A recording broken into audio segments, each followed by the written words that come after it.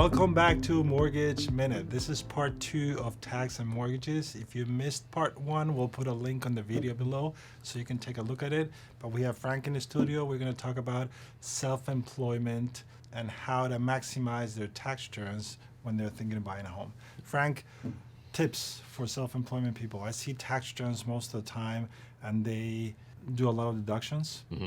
Which is okay, but at the end of the day, when you're self-employed, we have to base their pre-approval based on net income and not gross. What can you tell self-employed people on how to approach tax time when they're thinking about buying a home? And I see this all the time too, Anthony. I've probably dealt with hundreds and hundreds of people trying to apply for mortgages who are self-employed. This is not the time to be overly creative and overly aggressive with deduction strategies. As you mentioned, you've got to have enough income to show that you can pay the loan back. Right. It's also a good time to keep in mind you want to absolutely claim every bit of income that you're required to claim, and by all means take advantage of all the legal deductions, but this isn't the time to take some kind of special Supreme Court precedent to take a deduction that gets you out of the norm with the U.S. And unfortunately, I believe that's going to make you pay a little bit more in taxes if you're preparing yourself, but to me, you're paying the right amount if you're taking the deductions you're supposed to take and not artificially taking too little.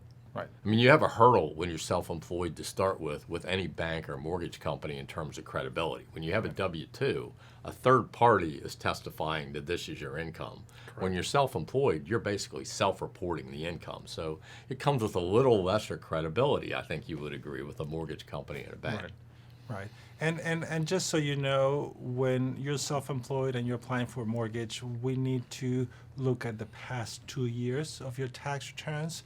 So there has to be consistency, right? So if your income is declining, that's a problem. If you have too much deductions, that's a problem. So as Frank mentioned, you have to be very, very accurate when you file your taxes so you have a chance to qualify for a mortgage. And I would add to that, it's not the time to make major changes. So if you're a Schedule C sole proprietor, stay that. I wouldn't say make an S corporation election and then make the mortgage company have to look at 2 years that are difficult to compare. What else can you tell our self-employment audience about how to get ready for tax time? Being able to document your income is critical. I assume that you guys are going to ask for bank statements potentially to prove business income. I mean, you're almost going through a mini IRS audit to an extent. You want to make certain that you have the ability to document what you got for income and all the expenses that you paid out. That's really the best tip I can give you, is be as complete as you can be. Frank, are you open to accepting new clients? Absolutely. All right, so we'll put Frank's information on the video below so you can contact him if you need his help. Excellent CPA. So there you have it. Taxes and mortgages. Fun topic, right? Thanks for watching. See you guys next time on Mortgage Minute.